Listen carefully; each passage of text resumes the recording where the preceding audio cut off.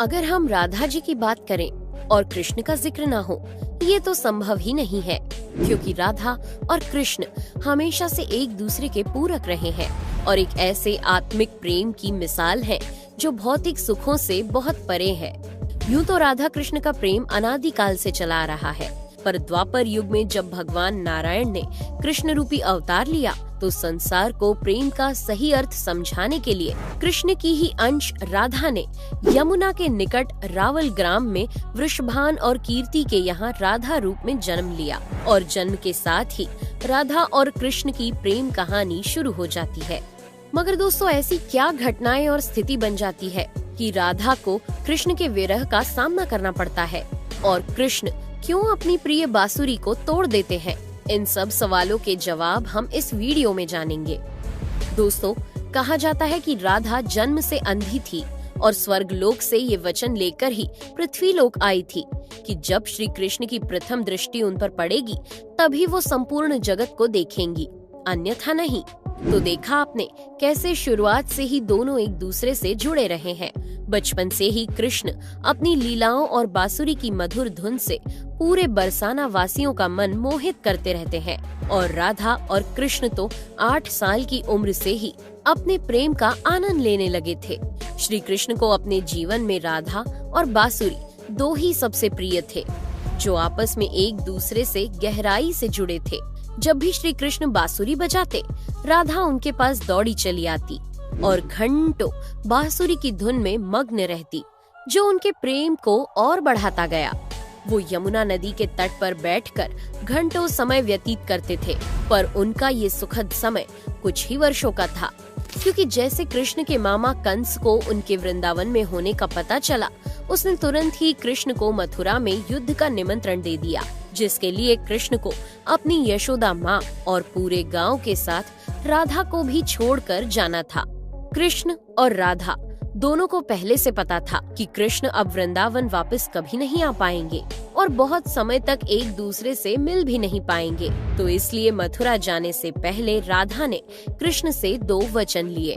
पहला वचन था कि राधा के हृदय में हमेशा केवल कान्हा का वास रहेगा और दूसरे वचन के अनुसार मृत्यु से पहले उन्हें कान्हा के दर्शन होंगे। परंतु इन वचनों को देने के बाद श्री कृष्ण को पता था कि राधा उनके विरह में बहुत विलाप करेंगी, तो राधा हमेशा खुश रहे, इसके लिए श्री कृष्ण ने भी राधा से वचन लिया कि राधा को कृष्ण की याद में अब एक भी अश्रु नहीं बहाना होगा। ये वचन लेने के बाद श्री कृष्ण मथुरा की ओर बढ़ जाते हैं और राधा वृंदावन में ही रह जाती है, जिसके बाद से राधा का वर्णन बहुत कम ही मिलता है। इसके बाद कृष्ण ने मथुरा जाकर कंस का वध किया और अपने माता पिता देवकी वासुदेव को मुक्त कराया और फिर उन्होंने मथुरा से आगे बढ़कर प्रजा की रक्षा के लिए द्वारका नगरी की स्थापना की, जिसके बाद से उन्हें द्वारकाधीश कहा गया। कृष्ण द्वारका में रुक्मिणी और सत्यभामा से भी विवाह करते हैं। साथ ही इनके अलावा भी कृष्ण की 16,108 रानियां थी, जिनमें से रुक्मिणी कृष्ण की सबसे प्रिय पत्नी थी। उन्होंने केवल कृष्ण की छवि को देखकर ही उन्हें अपने मन में बसा लिया था और कृष्ण से विवाह के लिए वो अपने भाई रुक्मी के विरुद्ध भी चली गई थी। प्रेम पत्र के माध्यम से कृष्ण को बुलाकर और कृष्ण के साथ भाग गई थी। फिर उन्होंने कृष्ण के साथ द्वारका नगरी में सुखपूर्वक अपना जीवन व्यतीत किया और कृष्ण भी अपने दैवीय कार्यों में लीन हो गए। दोस्तों, आजकल तो हम भौतिक विवाह को ही सच्चे प्रेम का माध्यम मानते हैं, पर राधा और कृष्ण तो एक ऐसी मिसाल है जिन्होंने तो कभी विवाह ही नहीं किया, केवल अपने मन और हृदय से एक दूसरे को प्रेम किया और उसी सच्चे प्रेम से एक दूसरे से हमेशा बंधे रहे। दोस्तों, राधा और कृष्ण के प्रेम की बहुत सी अलग अलग कथाएं हैं और उनमें से एक प्रचलित कहानी ये है कि श्री कृष्ण कभी कभी सोते ही राधे श्री राधे बोल पड़ते थे, जो श्री कृष्ण की रानियों को अच्छा नहीं लगता था। तो एक बार रुक्मिणी ने श्री कृष्ण से कहा कि हे प्रभु, प्रेम तो हम सब भी आपसे करते हैं, पर ऐसा राधा जी में क्या है जो आप सोते हुए भी उन्हें याद करते हैं? तो कृष्ण बोले, तुम एक बार राधा से मिलाओ, फिर तुम्हें खुद ही पता चल जाएगा और उनके लिए कुछ लेते हुए भी जाना। जिसके बाद रुक्मिणी राधा जी के लिए बहुत गर्म दूध ले जाती है और राधा के महल के द्वार पर पहुंचती हैं, जहां वो तेज और ओजवान स्त्री को खड़ा देखती हैं, तो उनसे पूछती हैं कि क्या आप ही राधा हो? तो वो कहती है, नहीं, मैं राधा नहीं, उनकी सेविका हूँ। राधा रानी तो 7 द्वार के अंदर मिलेंगी। तो रुक्मिणी जी 1-2 करके ऐसे सभी द्वारों को पार करती जाती हैं। दोस्तों, जब वो राधा रानी के कक्ष में पहुंचती है तो उन्हें पता चलता है कि राधा कई रातों से कृष्ण नाम जपते हुए जागती रही है और अभी ही उन्हें निद्रा आई है। रुक्मिणी राधा की सखियों से कृष्ण द्वारा मिलने के लिए कहने के बारे में बताती है, तो उतने में ही राधा उठ जाती है और कहती है कि कृष्ण ने आज मुझसे मिलने के लिए किसी को भेजा है। रुक्मिणी आश्चर्यचकित हो जाती है। केवल कृष्ण जी का नाम लेने से राधा जागृत हो गई और उन्हीं के बारे में पूछने लगी। इतना ही नहीं, जब राधा को पता चला कि कृष्ण ने उनके लिए प्रसाद भेजा है, तो वो बिना कुछ सोचे रुक्मिणी से वो गर्म दूध लेके पी जाती है, जिसे देखकर रुक्मिणी हैरान रह जाती है। फिर वो राधा जी से बातें कर वापस आ जाती है।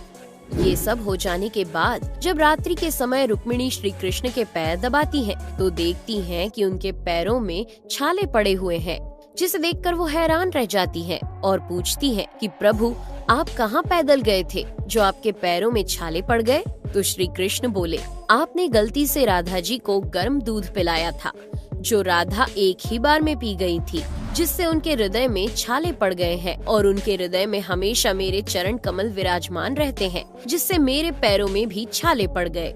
तब फिर रुक्मिणी को राधा और कृष्ण के प्रेम की पराकाष्ठा का पता चलता है कि प्रेम शरीर से नहीं, आत्मा से होता है, जो हमेशा राधा के हृदय में कृष्ण के चरण कमल के रूप में विराजमान रहता है। एक कथा में आता है कि ब्रह्मा जी ने पृथ्वी लोक आकर वृंदावन में पहले राधा और कृष्ण का विवाह करवाया था, पर इसके बारे में ज्यादा जानकारी नहीं है। राधा भी वृंदावन में कृष्ण की भक्ति के साथ अपना जीवन व्यतीत करने लगती है और कहा जाता है कि यादव पुत्र अभिमन्यु या आयन से उनका विवाह भी हो जाता है। पर अभिमन्यु को महर्षि दधीची का श्राप था कि अगर वो राधा को छुएगा तो भस्म हो जाएगा। इस प्रकार राधा विवाह के पश्चात भी कृष्ण के प्रेम से स्वतंत्रता पूर्वक जुड़ी रहती है। बहुत वर्षों बाद जब राधा अपना वैवाहिक जीवन बहुत अच्छे से निभा लेती है, वो समस्त जिम्मेदारियों से मुक्त हो जाती है, तो फिर वो कृष्ण के पास द्वारका आती है। द्वारका पहुंचने के पश्चात राधा और कृष्ण आपस में मौन रहते हुए मन की अभिव्यक्तियों से घंटों एक दूसरे से बातें करते रहे। कृष्ण के अलावा द्वारका में राधा को कोई पहचान भी नहीं पाया। फिर राधा कृष्ण के महल में निवास करने लगी और कृष्ण ने भी उन्हें महल में देविका के रूप में नियुक्त किया, जिससे राधा महल में काम करने के साथ साथ समय मिलने पर कृष्ण की भक्ति और उनसे प्रेम पूर्वक बातें कर सकती थी। परंतु कृष्ण तो अब अपने राजपाट व अन्य कार्यों में व्यस्त रहते थे। दूसरी ओर राधा अपने पुराने कृष्ण को ही याद करती थी, तो कृष्ण का पुराने दिनों जैसा साथ ना पाकर राधा का मन और अधिक व्याकुल रहने लगा और उन्हें डर सताने लगा कि कृष्ण की जो मनोहर छवि उनके हृदय में है वो कहीं धूमिल ना हो जाए। इसी डर से राधा ने चुपचाप तरीके से राजभवन और द्वारका नगरी भी छोड़ दी। जिसके बाद ऐसे ही कुछ समय और बिताने के बाद जब राधा का अंतिम समय पास आने लगा, तब उन्होंने कृष्ण का स्मरण कर उन्हें अपने वचन की याद दिलाई। राधा के स्मरण करते ही कृष्ण वहाँ दौड़े दौड़े चले आए, परंतु राधा की अत्यंत दयनीय स्थिति देखकर वे अत्यधिक भावुक हो गए और उन्होंने राधा से अंतिम समय में कुछ मांगने को कहा, जिस पर राधा ने उनके सामने एक ही इच्छा प्रकट की थी कि वो अपने जीवन के अंतिम क्षणों में कृष्ण का वही रूप देखना चाहती है जैसा वो वृंदावन में देखा करती थी। वो उन्हें वही बांसुरी की मीठी धुन बजाते हुए सुनना चाहती है। दोस्तों, राधा का बस इतना कहना था कि कृष्ण ने अपनी बांसुरी उठाई और वही मीठी धुन बजाने लगे और बांसुरी बजाते हुए कृष्ण और उनकी धुन सुनती राधा दोनों की ही आंखों से प्रेम के आंसुओं की धारा बह रही थी। इतना ही नहीं, बांसुरी की मीठी धुन सुनते सुनते ही माता राधा ने उनके सामने प्राण त्याग दिए, जिसके बाद उनकी मृत्यु से कृष्ण इतने विचलित हो गए थे कि उन्होंने अपनी प्रिय बांसुरी को वहीं तोड़कर फेंक दिया था।